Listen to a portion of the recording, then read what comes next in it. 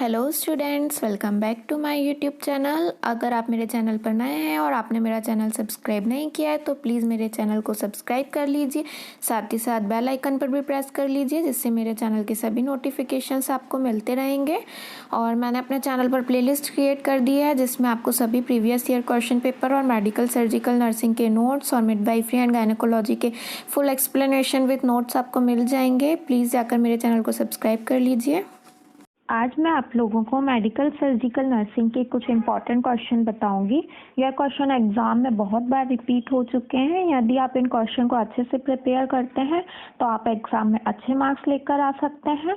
मैं आप लोगों के लिए सभी टॉपिक पर डिटेल वीडियो भी अपलोड कर दूंगी, जिससे आप सभी टॉपिक को समझने में हेल्प हो जाएगी आप लोगों को। आप इस वीडियो को अपने फ्रेंड्स के साथ भी शेयर कर सकते हैं, जिससे उनकी भी हेल्प हो सके।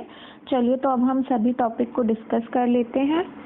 हम देख लेते हैं रेस्पिरेटरी सिस्टम। रेस्पिरेटरी सिस्टम में जो मोस्ट इम्पॉर्टेंट क्वेश्चन है वो है सीओपीडी। जो सीओपीडी है इस सिस्टम में सबसे ज़्यादा इम्पॉर्टेंट क्वेश्चन है। सीओपीडी का फुल फॉर्म है क्रोनिक ऑब्स्ट्रक्टिव पल्मोनरी डिसीज़। यह डिसीज़ कंडीशन बहुत ज़्यादा इम्पॉर्टेंट है, ये एग्ज़ाम में बहुत बार पूछा गया है। मैंने अपने चैनल पर प्रीवियस ईयर क्वेश्चन पेपर भी अपलोड किए हुए हैं।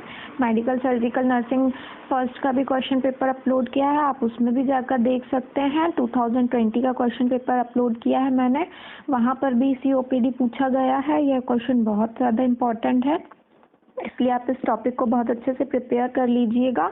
और मैं अपने चैनल पर भी सीओपीडी के ऊपर वीडियो अपलोड कर दूँगी, जिससे आप लोगों की हेल्प हो जाएगी। फिर उसके बाद सेकंड क्वेश्चन देख लीजिए, निमोनिया।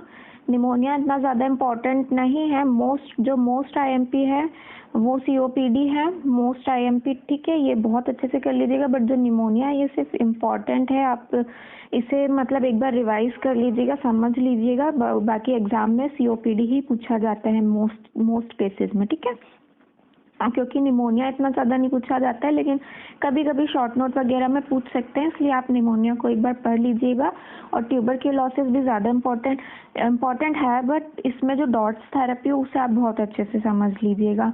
डॉट्स थेरेपी जो है वो शॉर्ट नोट में पूछ लेते हैं, बाकी सबसे ज़्यादा इम्पॉर्टेंट है वो है सीओपीडी, ठीक है।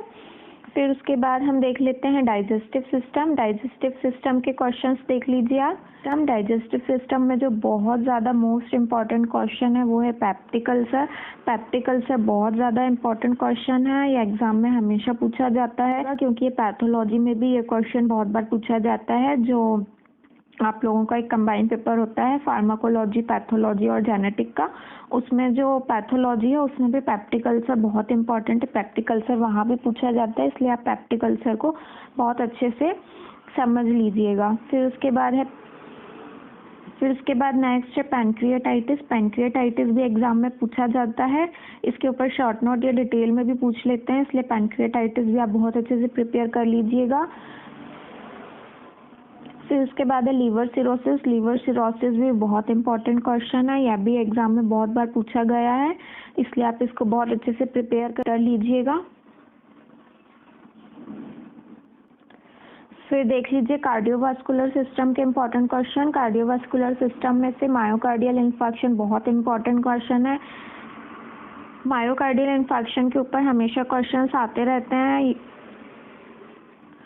आप इस टॉपिक को बहुत अच्छे से प्रिपेयर कर लीजिएगा। मायोकार्डियल इन्फार्क्शन एग्जाम में पूछा ही जाता है। फिर उसके बाद जो है नेक्स्ट हाइपरटेंशन। हाइपरटेंशन जो है यह भी इम्पॉर्टेंट क्वेश्चन है, इस पे भी क्वेश्चंस बनते हैं। हाइपरटेंशन के ऊपर मैंने वीडियो अपने चैनल पर अपलोड किया हुआ है, आप वहां जाकर देख सकते हैं। मैं हाइपरटेंशन वीडियो की जो लिंक है वो मैं अपने डिस्क्रिप्शन में दे दूंगी, आप वहां जाकर देख सकते हो। फिर उसके बाद जो है नेक्स्ट है CPR. CPR is a cardiopulmonary resuscitation. ये क्वेश्चन भी शॉर्ट नोट में हमेशा पूछ लेते हैं, इसलिए आप इसको बहुत अच्छे से प्रिपेयर कर लीजिएगा। फिर उसके बाद है congestive cardiac failure. Congestive cardiac failure के ऊपर भी क्वेश्चंस आते रहते हैं। और ब्लड ट्रांसफ्यूशन के ऊपर शॉर्ट नोट आता है, आप इसे अच्छे से प्रिपेयर कर लेना। उसके बाद अनीमिया के जो अलग अलग टाइप्स हैं उन टाइप्स के ऊपर भी क्वेश्चन बन सकता है, जैसे जो अनीमिया के जैसे अलग अलग टाइप है, iron deficiency anaemia, megaloblastic anaemia, ऐसे अलग अलग टाइप में डिवाइड हुआ है अनीमिया। तो उनमें से भी कुछ कई बार शॉर्ट नोट पूछ लेते हैं, इसलिए आप उसको भी अच्छे से प्रिपेयर कर लीजिएगा। और इसके ऊपर भी मैं अपने चैनल पर वीडियो अपलोड कर दूंगी आप लोगों के लिए, ताकि आपको समझने में हेल्प हो जाएगी ये सारे टॉपिक, ठीक है। फिर उसके बाद जो दूसरा सिस्टम है वो देख लीजिए। फिर उसके बाद नेक्स्ट है genito urinary system. Genito urinary system में से ARF acute renal failure and CRF chronic renal failure, ये दोनों क्वेश्चन में से एक क्वेश्चन आता ही है एग्जाम में, बहुत बार रिपीट हुआ है। आप प्रीवियस ईयर क्वेश्चन पेपर देख लीजिए उठाकर, आता ही है इनमें से एक क्वेश्चन। और अगर कभी ये क्वेश्चन ARF CRF करके ही आ रहा है तो आप कंफ्यूज मत होइएगा, एक्यूट रीनल फेल्योर और क्रोनिक रीनल फेल्योर ही है। कई बार बच्चे कंफ्यूज हो जाते हैं, शॉर्ट फॉर्म में पूछ लेते हैं तो वो उसको अच्छे से एक्सप्लेन नहीं कर पाते हैं, इसलिए जब आप पढ़ते हैं तो किसी भी क्वेश्चन के जो शॉर्ट फॉर्म रहते हैं उन्हें भी अच्छे से देख लिया करिए, क्योंकि फिर एग्जाम में हम कंफ्यूज हो जाते हैं। कई बार शॉर्ट फॉर्म में भी क्वेश्चन को पूछ लिया जाता है, ठीक है। फिर उसके बाद जो नेक्स्ट इम्पॉर्टेंट क्वेश्चन है वो है नेफ्रोटिक सिंड्रोम। नेफ्रोटिक सिंड्रोम भी एग्जाम में पूछ लिया जाता है, बट ये दोनों जो है ये बहुत ज़्यादा इम्पॉर्टेंट है।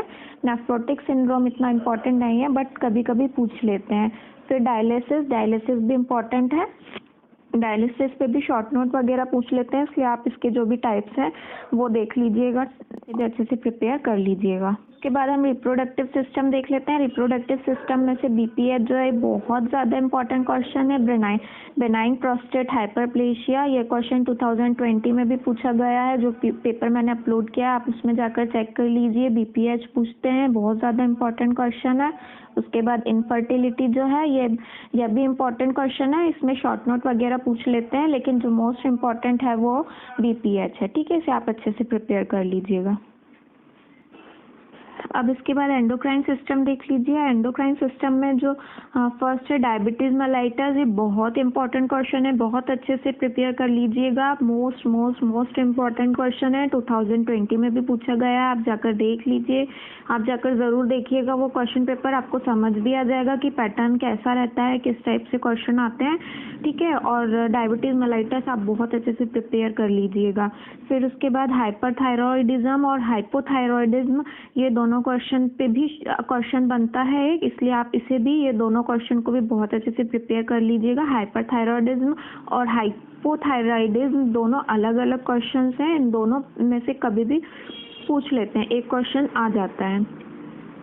फिर उसके बाद नेक्स्ट देख लीजिए इंटीग्यूमेंट्री सिस्टम। इंटीग्यूमेंट्री सिस्टम में से सोरियासिस इंपॉर्टेंट क्वेश्चन है, यह भी 2020 में पूछा हुआ है। और भी प्रीवियस क्वेश्चन पेपर आप उठाकर देख लीजिए, दूसरी यूनिवर्सिटी के भी, अलग अलग यूनिवर्सिटी के उठा के भी कंपेयर करके देख लीजिए, ये क्वेश्चन पूछा ही जाता है इंटीग्यूमेंट्री सिस्टम से। और एक डर्मेटाइटिस भी है, वो शॉर्ट नोट में अगर कभी पूछते हैं तो, बाकी पढ़ना आपको सब कुछ है, लेकिन जो मैं आपको वो क्वेश्चन बता रही हूँ जो बहुत ज़्यादा मोस्ट इंपॉर्टेंट है और हमेशा पूछे जाते हैं, ताकि आप लोग उन क्वेश्चन को इतना अच्छे से प्रिपेयर कर लें कि आपको एग्जाम में काफ़ी अच्छे मार्क्स मिल सकें, ठीक। फिर नेक्स्ट देख लीजिए मस्कुलोस्केलेटल सिस्टम। मस्कुलोस्केलेटल सिस्टम में से फ्रैक्चर जो है बहुत इंपॉर्टेंट क्वेश्चन है, इसमें आप सारे टाइप्स के फ्रैक्चर देख लीजिएगा। और फ्रैक्चर में जितने भी टाइप के फ्रैक्चर हैं उनमें से कुछ भी एक टाइप भी पूछ सकते हैं, वैसे पढ़ लीजिएगा। एम्पुटेशन पे शॉर्ट नोट आ जाता है कई बार, इसलिए एम्पुटेशन आप अच्छे से प्रिपेयर कर लीजिएगा। एम्पुटेशन पे शॉर्ट नोट आ जाता है, इसलिए आप इसको एक बार पढ़ लीजिएगा। फिर उसके बाद इम्यूनोलॉजिकल सिस्टम। इम्यूनोलॉजिकल सिस्टम में से HIV एड्स पूछ लिया जाता है। HIV एड्स बहुत इंपॉर्टेंट है, इसका प्रिवेंशन या जो भी मैनेजमेंट है वो पूछ लेते हैं, तो इसलिए आप इसको बहुत अच्छे से प्रिपेयर कर लीजिएगा। क्वेश्चंस हैं, अदर क्वेश्चन हैं जिन्हें आपको अच्छे से प्रिपेयर करना है, क्योंकि ये क्वेश्चन भी एग्जाम में रिपीट होते हैं। और जो भी मैंने आपको सिस्टम वाइज अभी तक जितने भी क्वेश्चन बताए हैं, आप उन सभी क्वेश्चन की नर्सिंग मैनेजमेंट और नर्सिंग केयर प्लान आपको बहुत अच्छे से प्रिपेयर करना है, क्योंकि नर्सिंग केयर प्लान और मैनेजमेंट पूछते ही हैं। यदि आप किसी भी एक कंडीशन को लिख रहे हो COPD, तो आपको उसका मैनेजमेंट आना ही चाहिए। नर्सिंग मैनेजमेंट आप कैसे कर रहे हो, हर एक डिसीज कंडीशन का आप नर्सिंग मैनेजमेंट बहुत अच्छे से प्रिपेयर कर लीजिएगा, क्योंकि मेडिकल सर्जिकल नर्सिंग में अगर आप मेडिकल सर्जिकल नर्सिंग का एग्ज़ाम है तो उसमें मैनेजमेंट पूछते ही हैं, नर्सिंग मैनेजमेंट। इसलिए आप अगर किसी भी डिसीज़ कंडीशन को अच्छे से पढ़ रहे हो तो उसका इंट्रोडक्शन, डेफिनेशन, एटियोलॉजी हर चीज़ तो आपको पढ़नी है। साथ ही आपको नर्सिंग मैनेजमेंट बहुत अच्छे से पढ़ना है। उसमें आप सारे जो भी नर्सिंग डायग्नोसिस हैं, नर्सिंग केयर प्लान है, वो आपको अच्छे से प्रिपेयर करना है। आपको नर्सिंग केयर प्लान बनाते आना चाहिए ताकि आप अच्छे से नर्सिंग केयर प्लान बना सको। प्रायोरिटी नीड के अकॉर्डिंग पेशेंट की क्या प्रायोरिटी है, फर्स्ट प्रायोरिटी, सेकेंड प्रायोरिटी, उसके अकॉर्डिंग आपको नर्सिंग केयर प्लान बनाते आना चाहिए। फिर उसके बाद आप ये क्वेश्चन देख लीजिए। सबसे पहले शॉक पे भी शॉर्ट नोट पूछ लेते हैं। फिर पेन मैनेजमेंट पे भी क्वेश्चन बनता ही है। पेन मैनेजमेंट पर आपको क्वेश्चन अच्छे से प्रिपेयर कर लेना है। फिर उसके बाद केयर ऑफ अनकॉन्शियस पेशेंट पे भी क्वेश्चन आता है, शॉर्ट नोट भी पूछ लेते हैं। ये मतलब बहुत ज़्यादा इंपॉर्टेंट क्वेश्चन है, केयर ऑफ अनकॉन्शियस पेशेंट, आप इसको अच्छे से प्रिपेयर कर लीजिएगा। फिर उसके बाद pre operative, post operative nursing care पे भी क्वेश्चन आता ही है, आप इसे भी अच्छे से देख लीजिएगा। और फिर एक है जो नेक्स्ट वन इज अनेस्थेशिया भी इम्पॉर्टेंट है, इस पर भी शॉर्ट नोट आ सकता है। ये सारे क्वेश्चन पेपर मैंने प्रीवियस ईयर क्वेश्चन पेपर सारे सब कुछ देख के सेलेक्ट किए हुए हैं। अब आप अगर ये क्वेश्चन अच्छे से प्रिपेयर कर लेंगे तो आई होप कि आप लोग एग्ज़ाम में बहुत अच्छे मार्क्स लेकर आ सकते हैं। All the best for your exam. अगर आप लोगों को कोई भी डाउट है तो आप मुझसे कमेंट सेक्शन में पूछ सकते हैं, और यदि आप किसी भी टॉपिक पे वीडियो चाहते हैं मुझसे तो आप मुझे प्लीज़ कमेंट करके बता दीजिए। मैं ज़रूर आप लोगों के लिए वो टॉपिक जो है उस पर वीडियो अपलोड करने की कोशिश करूँगी। यदि आप लोगों को मेरा वीडियो पसंद आया हो तो प्लीज़ मेरे वीडियो को लाइक कर दीजिए, अपने फ्रेंड्स को शेयर कर दीजिए, और साथ ही साथ अगर आपने मेरे चैनल को सब्सक्राइब नहीं किया है तो प्लीज़ रेड बटन दबाकर मेरे चैनल को सब्सक्राइब कर लीजिए। Thank you. आप फ्रैक्चर को अच्छे से पढ़ लीजिएगा। एम्पुटेशन पे शॉर्ट नोट आ जाता है कई बार, इसलिए एम्पुटेशन आप अच्छे से प्रिपेयर कर लीजिएगा। इसमें शॉर्ट नोट ही पूछते हैं, डिटेशन पे शॉर्ट नोट आ जाता है, इसलिए आप इसको एक बार पढ़ लीजिएगा। है एक फिर ये कुछ और क्वेश्चंस हैं, अदर क्वेश्चन हैं जिन्हें आपको अच्छे से प्रिपेयर करना है, क्योंकि ये क्वेश्चन भी एग्जाम में रिपीट होते हैं।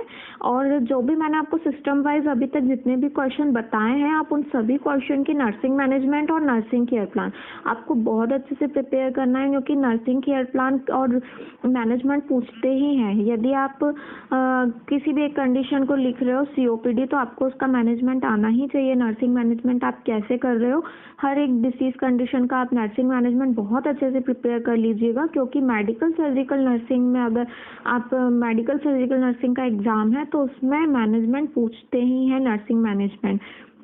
इसलिए आप अगर किसी भी डिसीज़ कंडीशन को अच्छे से पढ़ रहे हो तो उसका इंट्रोडक्शन, डेफिनेशन, एटियोलॉजी हर चीज़ तो आपको पढ़नी है। साथ ही आपको नर्सिंग मैनेजमेंट बहुत अच्छे से पढ़ना है।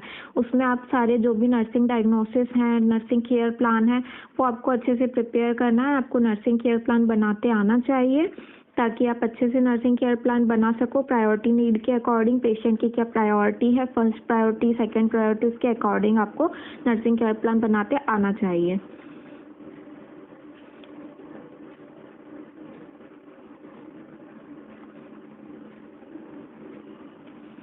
फिर उसके बाद आप ये क्वेश्चन देख लीजिए। सबसे पहले शॉक पे भी शॉर्ट नोट पूछ लेते हैं। फिर पेन मैनेजमेंट पे भी क्वेश्चन बनता ही है। पेन मैनेजमेंट पर आपको क्वेश्चन अच्छे से प्रिपेयर कर लेना है। फिर उसके बाद केयर ऑफ अनकॉन्शियस पेशेंट पे भी क्वेश्चन आता है, शॉर्ट नोट भी पूछ लेते हैं। ये मतलब बहुत ज़्यादा इंपॉर्टेंट क्वेश्चन है, केयर ऑफ अनकॉन्शियस पेशेंट, आप इसको अच्छे से प्रिपेयर कर लीजिएगा।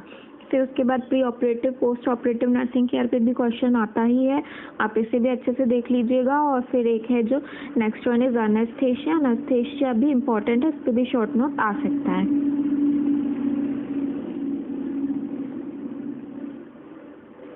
ये सारे क्वेश्चन पेपर मैंने प्रीवियस ईयर क्वेश्चन पेपर सारे सब कुछ देख के सेलेक्ट किए हुए हैं। अब आप अगर ये क्वेश्चन अच्छे से प्रिपेयर कर लेंगे तो आई होप कि आप लोग एग्ज़ाम में बहुत अच्छे मार्क्स लेकर आ सकते हैं। All the best for your exam. अगर आप लोगों को कोई भी डाउट है तो आप मुझसे कमेंट सेक्शन में पूछ सकते हैं, और यदि आप किसी भी टॉपिक पे वीडियो चाहते हैं मुझसे तो आप मुझे प्लीज़ कमेंट करके बता दीजिए। मैं ज़रूर आप लोगों के लिए वो टॉपिक जो है उस पर वीडियो अपलोड करने की कोशिश करूँगी। यदि आप लोगों को मेरा वीडियो पसंद आया हो तो प्लीज़ मेरे वीडियो को लाइक कर दीजिए, अपने फ्रेंड्स को शेयर कर दीजिए, और साथ ही साथ अगर आपने मेरे चैनल को सब्सक्राइब नहीं किया है तो प्लीज़ रेड बटन दबाकर मेरे चैनल को सब्सक्राइब कर लीजिए। Thank you.